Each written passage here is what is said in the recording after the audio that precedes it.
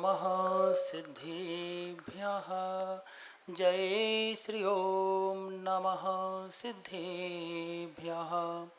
मुनिवन मुनिपन में निरत हो मुनि अति विनिस्वार्थ।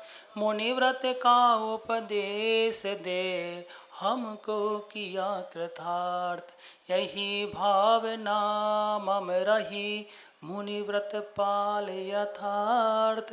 मैं भी मुनिशो व्रत बनूं पावन पाय पदार्थ। बोल देवादिदेव 1000 श्री कुंडलपुर के बड़े बाबा श्री आदिनाथ भगवान की 1008 श्री मुनिशोव्रतनाथ भगवान की आचार्य परमेष्ठी गुरुदेव श्री विद्यासागर जी महामुनिराज की ज्येष्ठ श्रेष्ठ मुनि श्री सौम्य सागर जी महाराज की मुनि श्री निश्चल सागर जी महाराज की मुनि श्री निष्प्रय सागर जी महाराज की मुनि श्री निर्भीक सागर जी महाराज की मुनि श्री निराग सागर जी महाराज की 3 कम 9 करोड़ मुनि राजाओं की मुनि श्री ओंकार सागर मुनि महाराज की।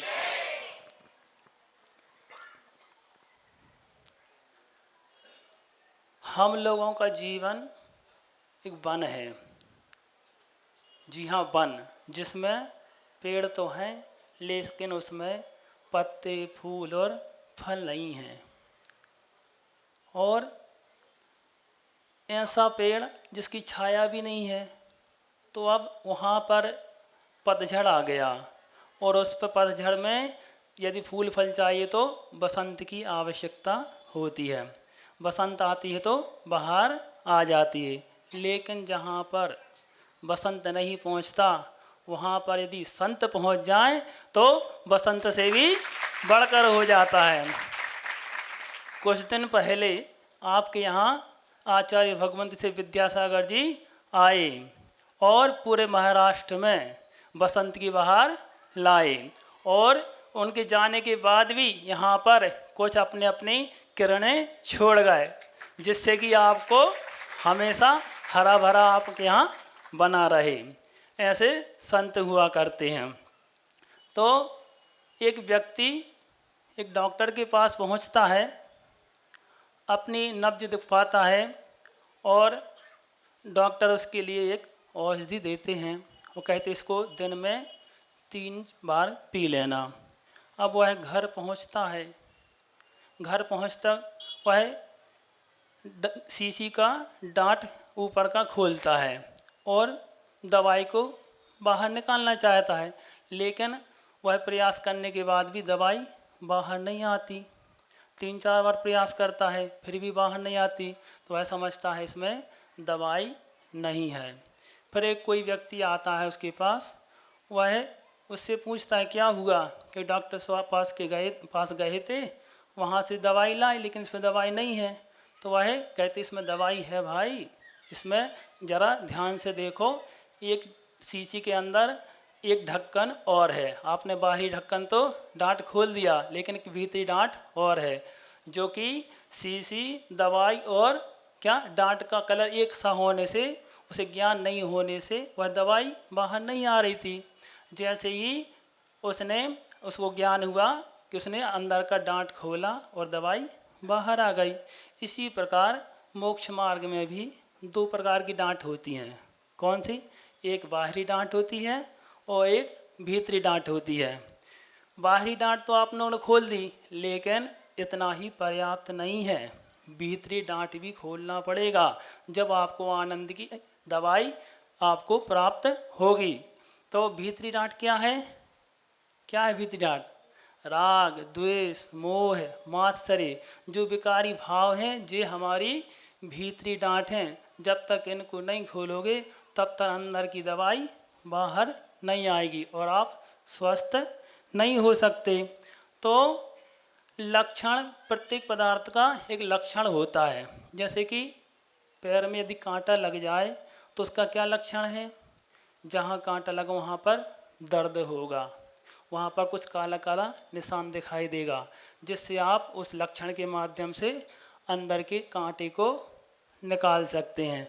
उसी प्रकार हमें जब यह ज्ञात हो जाएगा कि हमारे लिए हेय क्या है, उपाधेय क्या है, हमारी स्ववस्तु क्या है, हम क्या कर रहे हैं आज तक सभी को अपना मानते जा रहे हैं। ये भी हमारा है, ये भी हमारा है, घर हमारा है, बच्चे हमारे हैं, जिंतूर हमारा है, पूरे भारत हमारा है, सब हर हमारा हमारा है। जबकि जब सब क्या है पर हैं, जो हमारा है उसकी आपको खबर ही नहीं है। तो क्या है, आपको जब यह ज्ञात हो जाएगा तो आप भी इस दुनिया से क्या ऊपर उठ जाएंगे। आपका जब भीतरी कांटा निकलेगा तो आप सुख का अनुभव करेंगे। आपको यह ज्ञात हो जाएगा कि हमारा जिसको अभी तक मान रहे थे वह हमारा नहीं, वह तो क्या था पर था। जो हमारा है वो तो हमारे अंदर ही है। जैसे कि एक बार क्या होता है, एक भगवान भक्तों से परेशान हो गए। क्यों हो गए? वो कि भगवान कहते कि हम कभी सुख से बैठ ही नहीं पाते। क्यों? भक्त हमें परेशान करते रहते हैं। कैसा परेशान करते हैं? हम जहाँ भी जाते हैं वहीं हमें ढूंढ लेते हैं, चाहे हम नदी पे जाएं, चाहे कंदरा में जाएं, चाहे गुफा में जाएं, चाहे मंदिर में जाएं, मस्जिद में जाएं, सब जगह ढूंढ लेते हैं। तो क्या करें?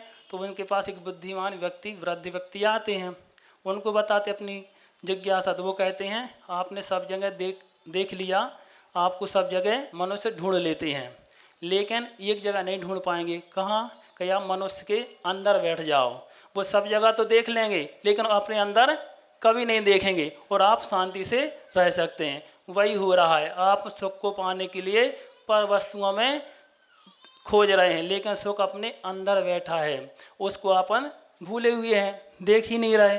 तो फिर अपन कर रहे थे बात डांट की, तो अपन ने बाहरी डांट तो खोल दी। किस रूप में?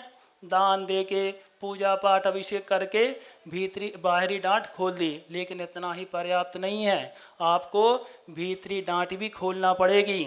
जब आपको परम औषधि उपलब्ध होगी तो तीर्थों पर जिन महान तपस्वियों ने अपनी भीतरी डांट खोली है और अपने अमृत औषधि को प्राप्त किया है, उनके पास जाओगे तो आपको वह क्या रास्ता बताएंगे।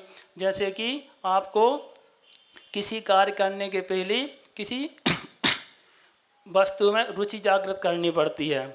तो रुचि के पहले और क्या करना पड़ता है? मैं क्या कर रहा हूँ, क्यों कर रहा हूँ, क्या हो रहा है, आदि कुछ क्वेश्चन करने पड़ते हैं। तो ये आवश्यक होता है। इसी प्रकार किसी उसमें प्रवेश करने के लिए आप पहले अपने सीनियर के पास जाते हैं जिसका उसमें प्रवेश हो।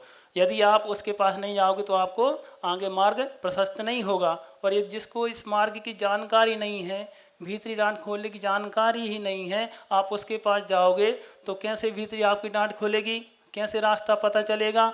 इसीलिए अपन को जिन्होंने भीतरी डांट खोली है उनके पास जाओगे तो आपकी भीतरी डांट खोलने का रास्ता तो मिल ही जाएगा।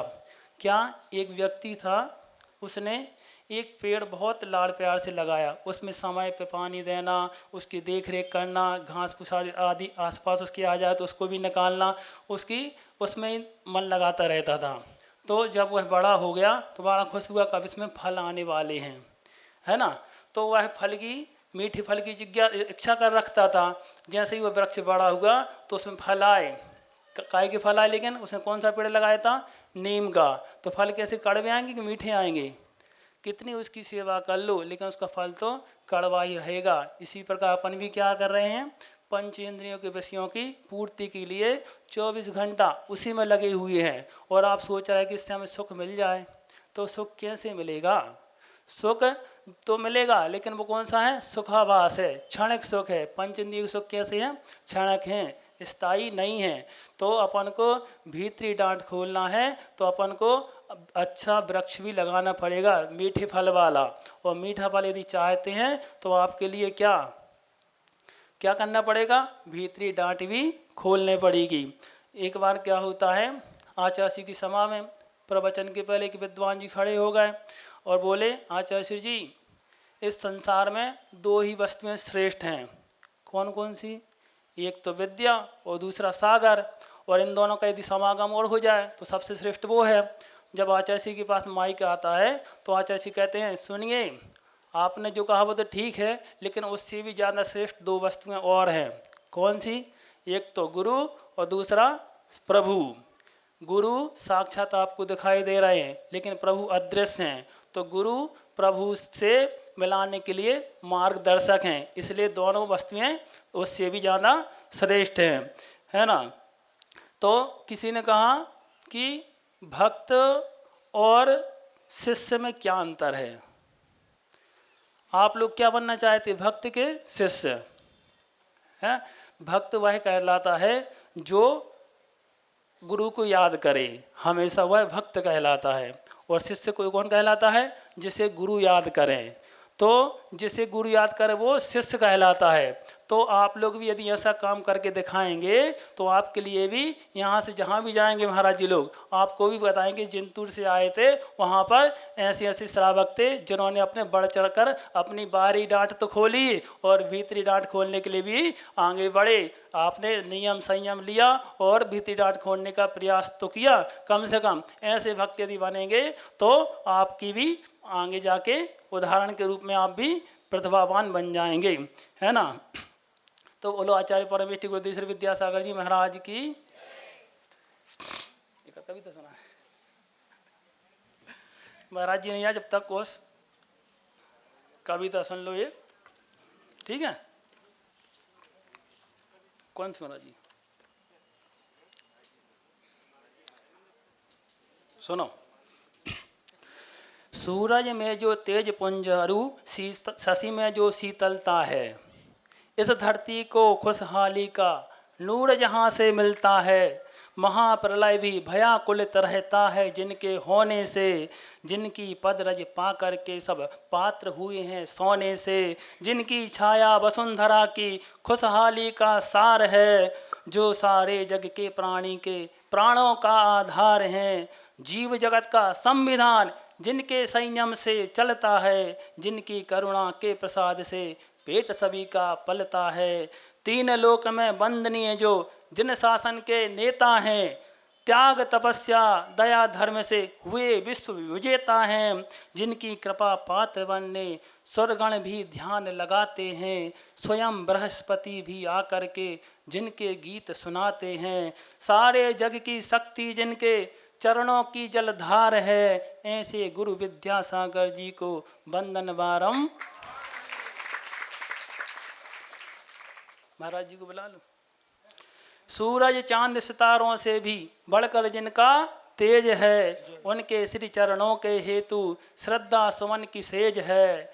जिनके आने से हो जाती सभी जगह हरियाली है, हर घर में खुशियों की होती होली और दिवाली है। जिनके दर्शन करने से सब पाप तिमिर कट जाते हैं, सभी मुरादें हो पूरी संकट बादल छट जाते हैं। जिनकी पावन महिमा सारे जीव जगत के गाते हैं, ऐसे विद्या गुरु चरणों में सादर शीस झुकाते हैं। ये बोला मौसूका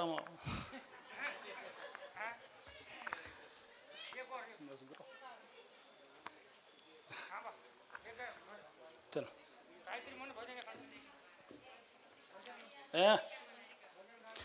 एक काय को बहुत दिन मुझसे लाए तुम सुन लो आज।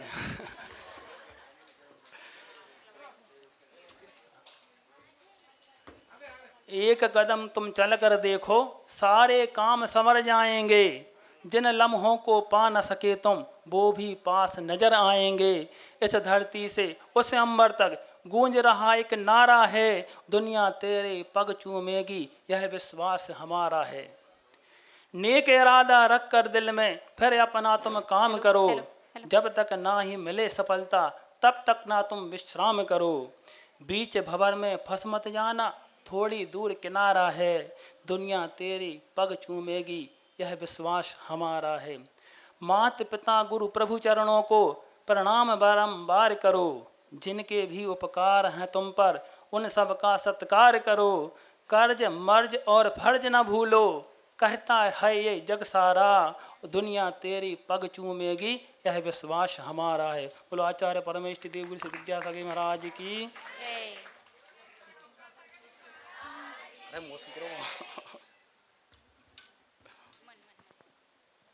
बड़े महाराज जी को बोल दीजिए तो।